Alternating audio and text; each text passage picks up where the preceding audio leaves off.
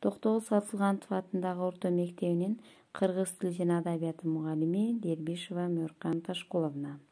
Балдар, бүгүнкү сабактын темасы лексиканын синтаксистик жол менен байышы. Биз өткөн сабактарда лексиканын морфологиялык жол менен жана семантикалык жол менен байышы боюнча таанышканбыз. Анда эмесе бүгүн жаңы темасы менен таанышабыз. Кыргыз тилинин лексикасындагы төл сөздөрдүн айкашуусу аркылуу жаңы маанидеги сөздөрдүн жасалышы синтаксистик жол менен сөз жасоо деп аталат. Мисалы, эки сөздүн айкашуусунан келип чыккан сөз айкаштарын окусам: калемсап, басма сөз, козу карын, ашказан жана башка өзүңөр көрүп турган сөз айкаштары. Мына ушул сыяктуу сөз айкаштарынын айкашуусу аркылуу жаңы маанидеги сөздөрдүн жасалышы боюнча түшүнүк алабыз.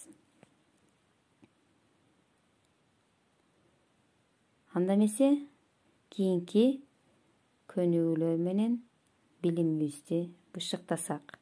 Сөздөрдүн баштапкы жана жаңы маанилерин жазгыла.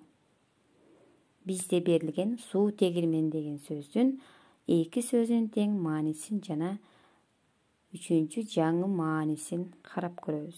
Суу бул жаратылыш байлыгы. Ал эми тегирмен деген сөздүн мааниси данды майдалоочу курал. Ал эми ушул эки сөздүн айкашуусунан келип чыккан суу тегирмени деген сөз бул суу менен иштөөчү тегирмен. Мына ушул үлгүдөгүдөй кылып калган сөз айкаштарында ушинтип ушундай тартипте жазасыңар. Кийинки көнүгүүбүз сүйлөмдөрдү көчүрүп жазып, синтаксистик жол менен жасалган сөздөрдүн астын эки сызык менен сызабыз. Мисалы, басма сөз беттеринде өлкөбүздөгү күндөлүк жаңылыктар басылат. Мындагы синтаксистик жол менен жасалган сөз, жобосо сөз айкашы басма сөз болмокчу.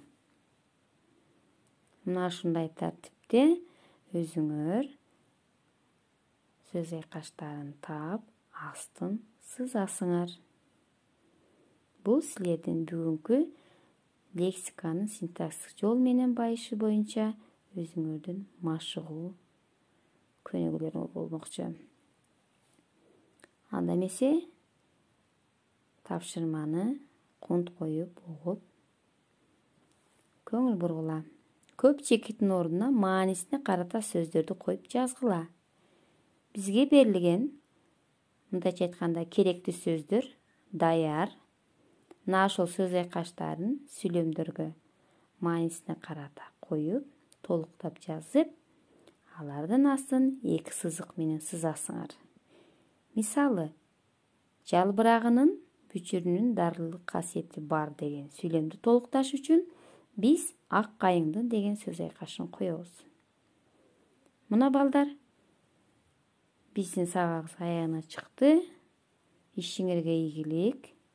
Көңүл бурганыңар үчүн чоң рахмат.